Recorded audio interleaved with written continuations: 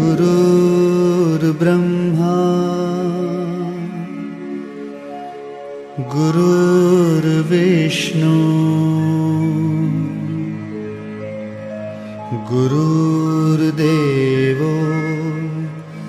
महेश्वरः गुरु साक्षात् परब्रह्मा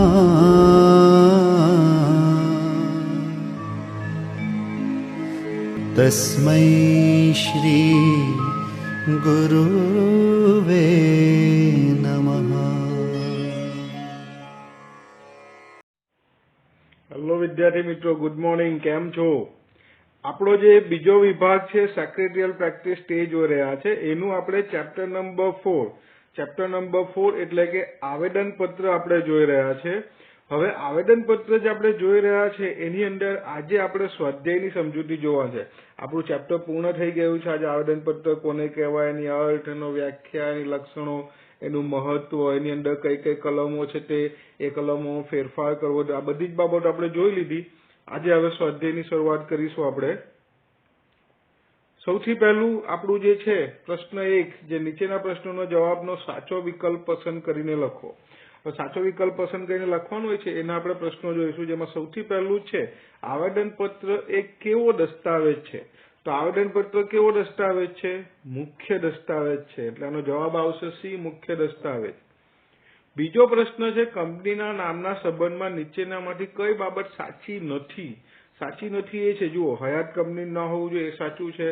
રાજ્ય કેન્દ્ર સરકારનો ભ્રમ ઉભો કરે તેવું ન હોવું જોઈએ એ વાત પણ સાચી છે. સ્થાનિક સ્વરાજ્ય સંસ્થાન સાથે ન મળતો હોવું જોઈએ એ પણ સાચું છે. એટલે જવાબ શું આવશે? ડી, ગમે તેવું નામ રાખી શકાય એ ખોટું છે, એ સાચું નથી. પછી હવે બીજું છે કે આવેદનપત્રના સંદર્ભમાં નીચેનામાંથી કઈ બાબત ખોટી છે? તો શું ખોટી છે? કંપનીના આંતરિક વહીવટ અંગેની બાબતોનો સમાવેશ થાય છે એ ખોટું છે. કારણ કે એ શામાં આવશે? એ નિયમન પત્રમાં આવશે. એટલે આના આવેદનપત્રમાં આ બાબત આવતી નથી, એટલે આવેદનપત્ર માટે આ બાબત ખોટી છે. ચલો, ત્યાર પછી છે ચોથો પ્રશ્ન, સત્તા બહારના કાર્યો કેવા હોય છે? સત્તા બહારના કાર્યો શું છે? રદબાતલ છે, કેન્સલ કરી દેવામાં આવશે. રદબાતલ એટલે કેન્સલ. પછી છે કઈ કંપનીને લિમિટેડ કે પ્રાઇવેટ લિમિટેડ શબ્દ લખવામાંથી મુક્તિ મળે છે? તો કોના મળશે? તો ભાઈ સામાજિક કલ્યાણ માટે સ્થપાયેલી જે પણ કંપની છે એ બધી કંપનીને શું થશે? લિમિટેડ કે પ્રાઇવેટ લિમિટેડ શબ્દ લખવામાંથી મુક્તિ મળે છે. પછી છઠ્ઠો પ્રશ્ન છે અમર્યાદિત કંપની કે જેને શેર મૂડી નથી તેને શેડ્યુલ 1 પ્રમાણે ટેબલ કયું અનુસાર આવેદનપત્ર તૈયાર કરવું પડે? પેલું ટેબલ છે ને, મોસ્ટ આઈએમપી છે, પ્રશ્ન પણ છે, આપણે વિસ્તારપૂર્વકમાં ત્યાંમાં જોઈશું. પણ જો જેને અમર્યાદિત કંપની જેને શેર મૂડી નથી તો એ ટેબલ ડી પ્રમાણે આવેદનપત્ર તૈયાર કરવું પડે. નામની કલમમાં ફેરફાર કરવો હોય તો તે અંગે મધ્યસ્થ સરકારની મંજૂરી લઈને કેટલા દિવસમાં કંપની રજિસ્ટરને જણાવવું પડે? તો 15 દિવસમાં તમારે જણાવી દેવું પડે. એક રાજ્યમાંથી બીજા રાજ્યમાં રજિસ્ટર્ડ ઓફિસનું પરિવર્તન અંગે રજિસ્ટ્રાર્ડ મધ્ય સરકાર તરફથી મળેલ પ્રમાણિત નકલ કેટલા દિવસમાં રજૂ કરવાની હોય છે? તો કે ભાઈ 30 દિવસમાં રજૂ કરવાની હોય છે. શેર મૂડીથી મર્યાદિત કંપની હોય તેને શેડ્યુલ 1 પ્રમાણે કયું ટેબલ? પહેલું જ છે આપણું, એટલે ટેબલ એ આવશે એની અંદર. અને આવેદનપત્રમાં નીચે આપેલી બાબતમાંથી કઈ બાબત સાચી નથી? તો આમાંની કઈ કલમ નથી? તો ડિવિડન્ડની કલમ નથી, એટલે એ બાબત સાચી નથી, એ બાબત ખોટી છે. ચાલો, પહેલો ભાગ આપણો પૂરો થઈ ગયો. હવે બીજું છે નીચેના પ્રશ્નોનો એક વાક્યમાં જવાબ આપો. 11 પ્રશ્ન છે, એક વાક્યના જવાબ છે. જુઓ કઈ રીતે આવશે તે જોઈએ.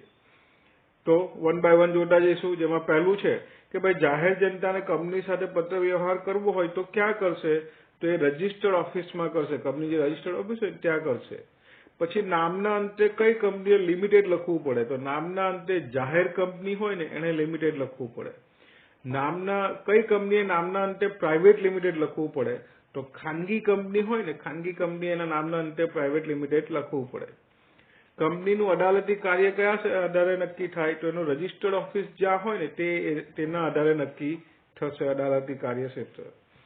વ્યક્તિના કંપનીના દસ્તાવેજ તપાસ હોય તો ક્યાં જોવા મળશે? તો બધા દસ્તાવેજને ક્યાં જોવા મળશે? રજિસ્ટર્ડ ઓફિસમાં જોવા મળશે. પછી બાંયધરીથી મર્યાદિત કંપની કે જેમાં શેર હોય તેમાં મૂડીની કેટલી કલમ છે? તો 2 કલમ છે મૂડીની. એક તો શેર મૂડીની કલમ અને બીજું બાંયધરીથી કલમ. એટલે 2 ભાગ આમાં પડશે એની અંદર. બાંયધારીથી મર્યાદિત કંપનીમાં સભ્યોની જવાબદારી કેટલી હોય છે? તો બાંયધારીથી મર્યાદિત કંપની જે હોય છે એમાં સભ્યોની જવાબદારી એમણે જેટલી બાંયધારી આપી હોય ને એટલા પૂરતી મર્યાદિત હોય છે.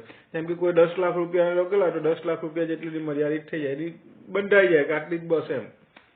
કંપનીના અસ્તિત્વ વિશે કયો દસ્તાવેજ ખ્યાલ આપે છે? તો આવેદનપત્ર એ કંપનીના અસ્તિત્વ વિશે ખ્યાલ આપે છે. એકલ વ્યક્તિ કંપની કોને કહેવાય? તો એક જ વ્યક્તિ દ્વારા જે સ્થપાયેલી કંપની હોય કે નોંધાયેલી કંપની હોય તેને આપણે એકલ વ્યક્તિ કંપની કહી શકાય. શેરથી મર્યાદિત કંપનીના શેર હોલ્ડરની જવાબદારી કેટલી હોય છે? એની જેટલી શેર મૂડી હોય એટલી જ જવાબદારી હોય છે. કોઈ 1000 રૂપિયાના શેર ખરીદેલા હોય તો 1000 રૂપિયા જેટલી, કોઈ 1 લાખ રૂપિયાના શેર ખરીદેલા હોય તો 1 લાખ જેટલી. જાહેર જનતાને કંપનીના નાણાં રોકવા માટે પ્રાથમિક માહિતી ક્યાંથી મળી શકે? તો જાહેર જનતાને કંપનીમાં નાણાં, કંપની કેવી છે, શું છે, બધું જાણવું હોય તો એના માટેનું માહિતી એને આવેદનપત્રમાંથી મળી જશે. બરાબર, તો આપણો બીજો ભાગ પૂરો. હવે ત્રીજો છે નીચેના પ્રશ્નોના ટૂંકમાં જવાબ આપો. જેમાં પહેલું 6 પ્રશ્નો છે, એમાંથી ત્રીજો અને ચોથો પ્રશ્ન છે. હવે ધ્યાનથી સમજો કે COVID-19 જે ગાઈડલાઈન જે આપવામાં આવેલું છે, જે આપણા ગવર્મેન્ટે જે નક્કી કરેલું છે આ વર્ષ પૂરતું, તો એની અંદર આપણે જે ફેરફારો જે ખરા ને એ ફેરફારોને રદબાતલ કરવામાં આવેલા છે. જે સિલેબસ મોકલાવેલો છે ગવર્મેન્ટે ગુજરાત બોર્ડે, તો એની અંદર રદબાતલ પેલું જે કરવામાં આવેલું છે, કેન્સલ કરવામાં આવેલું છે. તો એને લગતા જે કઈ બી પ્રશ્નો છે ને કે ભાઈ કઈ રીતના ફેરફાર કરવાના હોય તે પ્રશ્નોને આપણે આ વખતે ઓમિટ કરેલા છે, ડિડક્ટ કરેલા છે, કાઢી નાખવામાં આવેલા છે. તો એ પ્રશ્નોના જવાબ આપણે સ્વાધ્યાયમાં પણ લખવાના નથી. તો આપણી પાસે જે છે 6, એમાંથી 2 પ્રશ્ન નીકળી જશે, બાકીના 4 લખવાના છે. પહેલું છે આવેદનપત્ર લેણદારોને કેવી રીતે ઉપયોગી છે. પછી જાહેર કંપની ખાનગી કંપની સ્થાપના માટે કેટલી વ્યક્તિ હોવી જોઈએ. ધ્યેય કલમની મર્યાદા અને આવેદનપત્રમાં કુલ કેટલી કલમ, આ ટૂંકમાં જવાબ લખવાના છે. રજિસ્ટર્ડ ઓફિસ પરિવર્તનમાં પ્રાદેશિક ડિરેક્ટર પાસે ક્યારે મંજૂરી લેવી પડે અને એક રાજ્યમાંથી બીજા રાજ્યમાં રજિસ્ટર્ડ ઓફિસ પરિવર્તન કેવી રીતે થઈ, આ પ્રશ્નોના જવાબ આપણે લખવાના નથી. તો ચાલો પહેલો જોઈએ આવેદનપત્ર કંપની લેણદારો માટે. તો આવેદનપત્ર ત્રાહિત પક્ષ સાથેના સંબંધો નક્કી કરે છે. કંપની જે કાર્યો કરવા માંગે છે તે માહિતી મેળવીને લેણદારો, વેપારીઓ બેંકો નાણાં ઉછીને આપવા કે નહીં તે અંગેનો નિર્ણય લઈ શકે, એ રીતે એના માટે ઉપયોગી થઈ શકશે. પછી બીજો પ્રશ્ન છે જેની અંદર કેટલા હોવા? જાહેર કંપની માટે ઓછામાં ઓછી 7 અને ખાનગી કંપની માટે ઓછામાં ઓછી 2 વ્યક્તિઓ જે છે એને કાયદાકીય રીતે માન્ય હેતુ કંપની સ્થાપના કરી શકે અને એમાં સહી કરવાની હોય છે. જો એક જ વ્યક્તિ દ્વારા સ્થાપના કરવા માટે એને એકલ વ્યક્તિ તરીકે ઓળખવામાં આવે છે. ત્યાર પછી પેલો ત્રીજો ચોથો પ્રશ્ન નીકળી જશે અને 5મો પ્રશ્ન છે કે ભાઈ ધ્યેયની કલમો શું છે. તો કંપની ધારાની 3 કલમો છે, જેમાં કંપની ધારાની જોગવાઈ વિરુદ્ધ કોઈ પણ ધ્યેય ન હોઈ શકે. બીજું, કંપનીનું ધ્યેય જાહેર નીતિ અથવા ભારતના બંધારણ વિરુદ્ધ ન હોઈ શકે અને ધ્યેય સામાન્ય કાયદાની વિરુદ્ધ ન હોઈ શકે. આ બધી વસ્તુ ડિટેલમાં તમને સમજાવેલી છે જ્યારે આ લેક્ચર્સ જ્યારે ચલવેલો ત્યારે, એટલે તેમાં ધ્યાનથી તમે સમજી જજો, તમને ડિટેલમાં ખ્યાલ આવી જશે કે શું કહેવા માંગે છે. અને છઠ્ઠો પ્રશ્ન જે છે, છઠ્ઠો પ્રશ્ન શું છે કે આવેદનપત્રમાં કેટલી કલમો છે. તો મુખ્યત્વે એમ તો છઠ્ઠું જે છે ને સ્થાપના, એના બી 2 ભાગ પડે છે, તો આપણે મુખ્ય 6 કલમ છે, 6 કલમને ધ્યાનમાં રાખવાનું છે. પહેલી છે નામની કલમ, બીજી રજિસ્ટર્ડ ઓફિસની કલમ, ત્રીજી ઉદ્દેશ્યની કલમ, ચોથી જવાબદારીની કલમ, 5મી મૂડીની કલમ અને 6ઠ્ઠી સ્થાપનાની કલમ. તો આ 6 કલમો છે. ચાલો, અહીં આપણો આ પ્રશ્ન પણ પૂરો થયો. હવે આ શરૂ થાય છે આપણો ચોથો પ્રશ્ન, જેમાં નીચેના પ્રશ્નોના મુદ્દાસર જવાબ આપો. હવે આ મુદ્દાસર જવાબ આપો ને એમાં 11 પ્રશ્નો છે. 11 પ્રશ્નોમાંથી 5 પ્રશ્નો આપણા નીકળી જાય છે. કઈ રીતે નીકળી જાય છે તે પણ તમને સમજાવી દઉં કે 5મો પ્રશ્ન, જો ધ્યેય કલમમાં કઈ મર્યાદા છે, તો હમણાં જ આની આગળ ટૂંકા પ્રશ્નમાં જે છે ને એમાં આપણો 5મો પ્રશ્ન હતો કે ધ્યેયના કલમની મર્યાદા જણાવો, એટલે એ પ્રશ્નનો જવાબ આવી ગયો. પછી પેલો 7, 8, 9, 10 જે છે ને એ 4 પ્રશ્નો કયા છે કે નામની કલમમાં કેવી રીતે ફેરફાર થઈ શકે, ફેરફાર કરવા માટે કેન્દ્ર સરકારની મંજૂરી ક્યારે ન લેવી પડે, જવાબદારીની કલમમાં કેવી રીતે ફેરફાર થઈ શકે અને મૂડીની કલમમાં કેવી રીતે ફેરફાર. હવે આ જે ફેરફાર જે થઈ શકે છે આવેદનપત્રની આ બધી કલમોમાં, એ ભાગ છે તે તમને અત્યારે થોડી વાર પહેલા સમજાવ્યું એ પ્રમાણે આપણા ગવર્મેન્ટે અત્યારે આ વર્ષ પૂરતું એને સ્કીપ કરેલો છે અને કેન્સલ કરવામાં આવશે. તો આપણે પણ એ સ્વાધ્યાયમાં લખવાનું નથી. તો બાકીના જે બચ્યા 6 પ્રશ્નો એ આપણે લખવાના છે. જેમાં પહેલું છે આવેદનપત્ર કંપની માટે કેવી રીતે ઉપયોગી છે, શેર હોલ્ડરોને શું ખાતરી આપે છે, કેવા નામ ન રાખી શકે, રજિસ્ટર્ડ ઓફિસની કલમ કેમ જરૂરી છે, પછી લિમિટેડ પ્રાઇવેટ શબ્દ નહીં વાપરવાની છૂટ કોને મળે છે, અને સત્તા બહારના કાર્યો માટે સંચાલકોની જવાબદારી કેવા પ્રકારની છે. આ 6 પ્રશ્નના જવાબ આપણે જોઈશું. ચાલો જોતા જઈએ. જેમાં પહેલું છે કે ભાઈ કંપનીની દ્રષ્ટિએ આવેદનપત્રનું શું મહત્વ છે. તો કંપની માટે મુખ્ય દસ્તાવેજ છે. આવેદનપત્ર જોવા જઈએ તો કંપનીનો મુખ્ય પાયો છે. આવેદનપત્ર કંપનીનું બંધારણ અને કાર્યક્ષેત્ર દર્શાવે છે, જેમાં કંપનીનું નામ, ઉદ્દેશ્ય, મૂડી, જવાબદારી, રજિસ્ટર્ડ ઓફિસ કયા રાજ્યમાં રહેશે, આ બધી જ બાબતો હોય છે. કંપની આવેદનપત્રમાં દર્શાવેલ ઉદ્દેશથી ચલિત કાર્ય કરે તો તેને સત્તા બહારના કાર્ય ગણવામાં આવે. કંપની કેટલી સત્તાવાર મૂડી ધરાવે છે અને સભ્યોની જવાબદારી મર્યાદિત છે કે અમર્યાદિત તે આ દસ્તાવેજ ઉપરથી જાણી શકાય. હવે ધ્યાનથી સમજો. આ જે પ્રશ્ન છે ને આપણો મુદ્દાસર લખવાનો છે. તો આમાં જેટલા વાક્યો પૂર્ણ વિરામથી જેટલા વાક્ય પૂરા થાય ને બધાને મુદ્દા બનાવીને લખી દેવાના. એટલે એક સરસ મજાનો લાંબો પ્રશ્ન તમે જવાબ બની જાય. 1, 2, 3, 4, 5 અને 5 થી 6 મુદ્દાની અંદર બની જાય. 5 થી 6 લાઈનમાં તમારો જવાબ બને. તો સરસ મજાના જેના માર્ક્સ હોય તમને મળી જાય. ચાલો બીજો પ્રશ્ન છે, કંપનીના શેર હોલ્ડરની દ્રષ્ટિએ શું આવેદનપત્ર છે મહત્વ. તો શેર હોલ્ડર રોકેલા નાણાંનો ઉપયોગ આવેદનપત્રમાં જણાવેલ પ્રવૃત્તિઓ માટે જ થશે તેવી ખાતરી શેર હોલ્ડરોને એના પરથી મળશે. જો તે પ્રમાણે કંપની કાર્ય ન કરે ને તો શેર હોલ્ડરો તેને અદાલતમાં પડકારી શકે. શેર હોલ્ડરોની જવાબદારી જે શેર ખરીદેલ છે તેની દાર્શનિક કિંમત જેટલી જ મર્યાદિત રહેશે કે કેમ તે નક્કી થવાથી તે સલામતી અનુભવે છે. એટલે આવેદનપત્રમાં આ ડિટેલ આવી ગઈ એટલે શેર હોલ્ડરને આ ઉપયોગી છે. ત્રીજો પ્રશ્ન જે છે આપણો કે ભાઈ કેવા પ્રકારનું નામ ન હોવું જોઈએ, કંપની કેવા પ્રકારનું નામ ન રાખી શકે. તો એના મુખ્યત્વે 3 વસ્તુ છે કે 3 પ્રકાર હોય છે. જેમાં પહેલું છે કે એક તો આવેદનપત્ર સૂચિત નામ હયાત ધરાવતી કંપની કે તેને સમાન હોવું ન જોઈએ. ઓલરેડી કોઈ કંપની બનેલી છે ને એનું નામ છે એવું સેમ ટુ સેમ નામ તમે રાખી શકો નહીં. બીજું અનિચ્છનીય કે વાંધાજનક ન હોવું જોઈએ. આ કોઈ કાયદાકીય હેઠળ અપરાધિક ન હોવું જોઈએ. તમે કોઈ નામ રાખો એવું કોઈક નામ હોય જે કાયદાકીય હેઠળ અપરાધ આવતો હોય અથવા કોઈકને એની સામે વાંધો હોય કે ભાઈ તમે આ નામ રાખો એ ખોટું છે, અમારા ધર્મ કે અમારા જાતિ કે કોઈ પણ પ્રકારને એને આમ ઠેસ પહોંચાડે લાગણીઓને એ રીતનું હોય એવું વાંધો કોઈને હોય તો એવું નામ પણ તમે રાખી શકો નહીં. અને ત્રીજું છે કે કંપનીનું નામ એવું ન હોવું જોઈએ કે જે રાજ્ય સરકાર, કેન્દ્ર સરકાર કે સ્થાનિક સ્વરાજ સાથે સંકળાયેલું છે એવો આભાસ ઉભો કરે. એટલે ગવર્મેન્ટની છે તમારી કંપની એવો આભાસ ઉભો થવો જોઈએ નહીં. અથવા રાજ્ય સરકાર કે કેન્દ્ર સરકાર દ્વારા સ્થાપિત કંપની છે એવો ભ્રમ પણ ઉભો થવો હોવો જોઈએ નહીં. પછી અમુક આવા નામ તમે નહીં રાખી શકો, રાષ્ટ્રપતિ, રાષ્ટ્રપિતા, વડાપ્રધાન, મુખ્યપ્રધાન, રાજ્યપાલ વગેરે. તો આવા બધા નામો તમે રાખી શકો નહીં. ચોથો પ્રશ્ન છે રજિસ્ટર્ડ ઓફિસની કલમ. કે ભાઈ રજિસ્ટર્ડ ઓફિસની કલમનું શું મહત્વ છે. તો દરેક કંપની આવેદનપત્ર તૈયાર કરે તો તે કંપનીની રજિસ્ટર્ડ ઓફિસ કયા રાજ્યમાં રાખવામાં આવે છે તે જણાવવું પડે. કંપનીની સ્થાપના થાય તેના 15 દિવસથી તેની રજિસ્ટર્ડ ઓફિસ બની ગયેલી હોવી જોઈએ. જે કંપનીનો ઉદ્દેશ શું છે તો ભાઈ મોકલેલ પત્ર વ્યવહાર અથવા નોટિસ ત્યાં તમને મળી શકે અને તેની સ્વીકૃતિ આપી શકે. બીજું, કંપની સાથેના દરેક પત્ર વ્યવહાર જે કંઈ બી હોય છે તે રજિસ્ટર્ડ ઓફિસમાં મોકલવામાં આવે છે. એટલે રજિસ્ટર્ડ ઓફિસના સરનામાના આધારે તમને આ માહિતી મળશે. બીજું, ધારો કે કોઈ કાયદાકીય પડકાર આવે તો એમાં કયા અદાલતની હુકુમત લાગુ પડશે એ પણ રજિસ્ટર્ડ ઓફિસના સરનામાના આધારે છે. તો કયા અદાલત અધિકાર ક્ષેત્રમાં આવશે તેની સ્પષ્ટતા એના પરથી થશે. કંપનીના સભ્યો અથવા અન્ય પક્ષો જે વ્યક્તિગત રીતે દસ્તાવેજ તપાસવા માંગતા હોય કે વધારાની માહિતી મેળવવા માંગતા હોય તો રજિસ્ટર્ડ ઓફિસનો સંપર્ક સાધી શકે.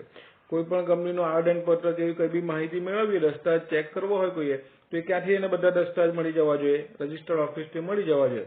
તો આ મહત્વ છે રજિસ્ટર્ડ ઓફિસનું.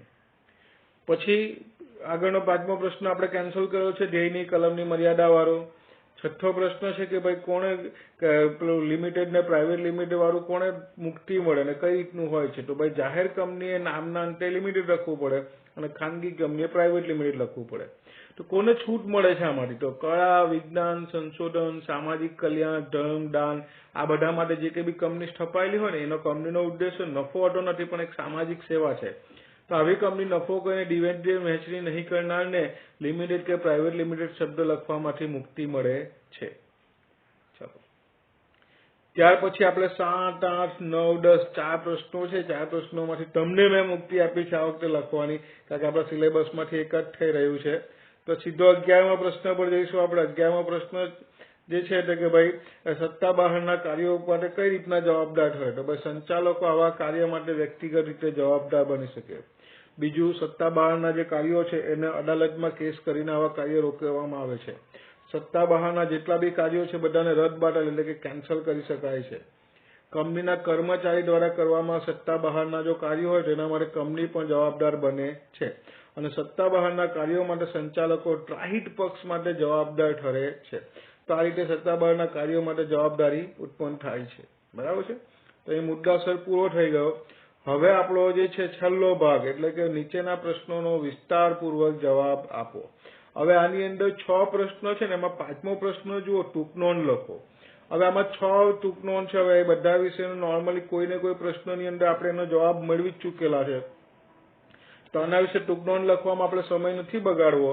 તમારે ફક્ત આમાં તમને એક વસ્તુ સમજાવી દઉં તમને કે જે કેન્સલ થયું છે ને પેલું આવેદનપત્રમાં ફેરફાર વાળી કલમ, એ સિવાય બીજા જો કોઈ મેં કેન્સલ કરાવ્યા હોય ને તો એ ધ્યાન રાખજો કે ફક્ત તમારે રિપીટેડ લખવું ના પડે ને એના માટે કેન્સલ કરાવેલા છે. બાકી પરીક્ષા માટે પૂછી શકાતા હોય છે.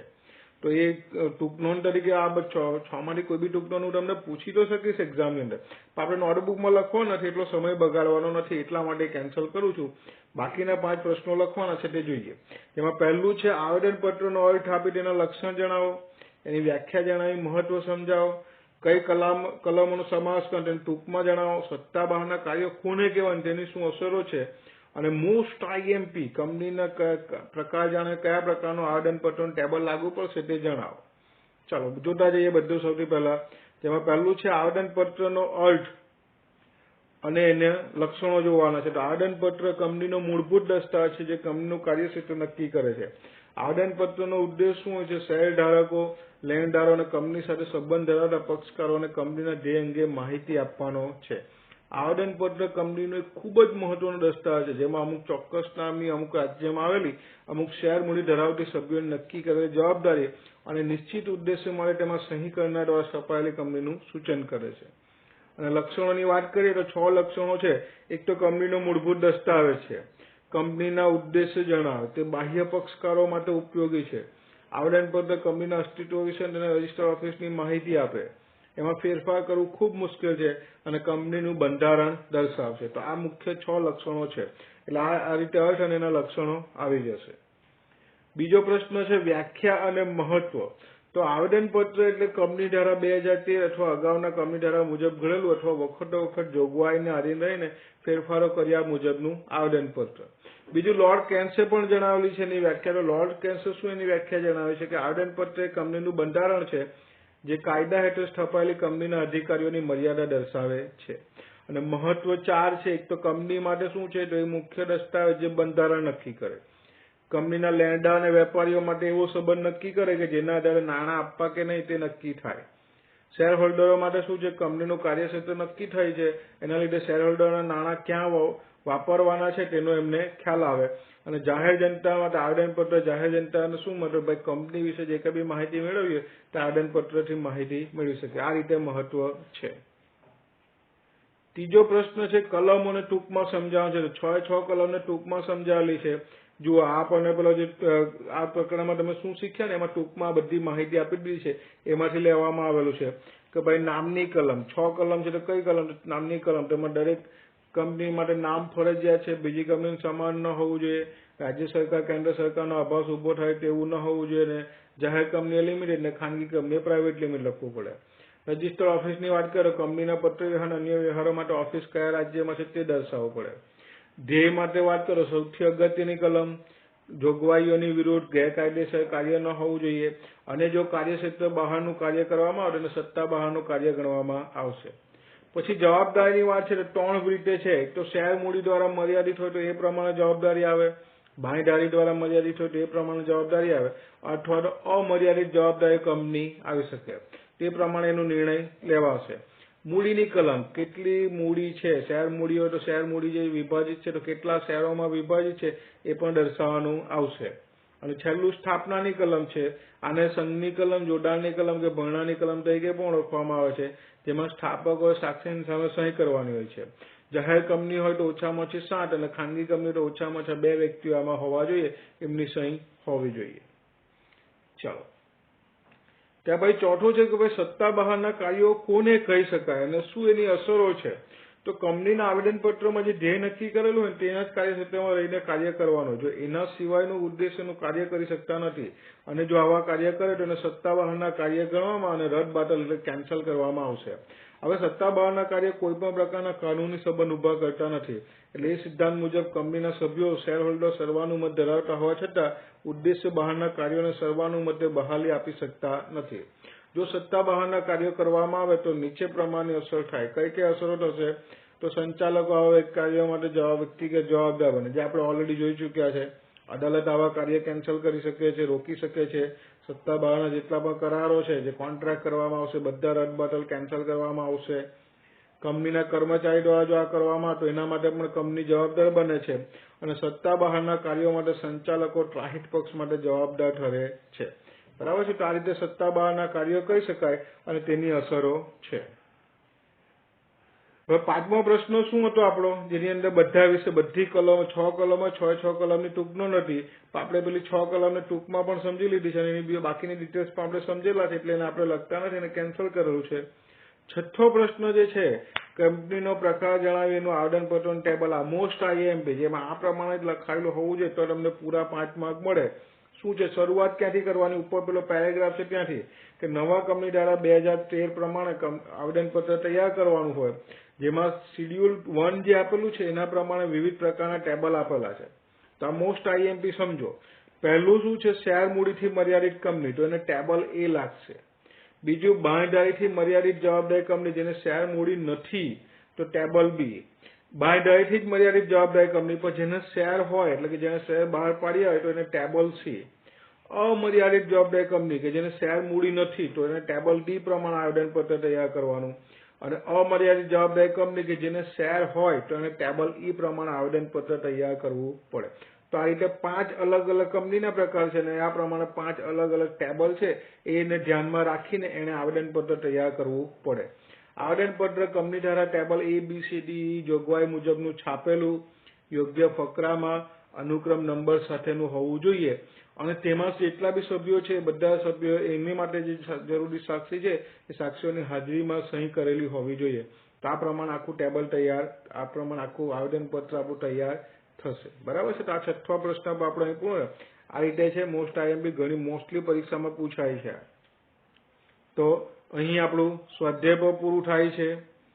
હું હિમાંશુ ચૌહાણ આપ સૌનો ખૂબ ખૂબ આભાર માનું છું. Thank you for watching me. Have a nice day. Always be safe and happy.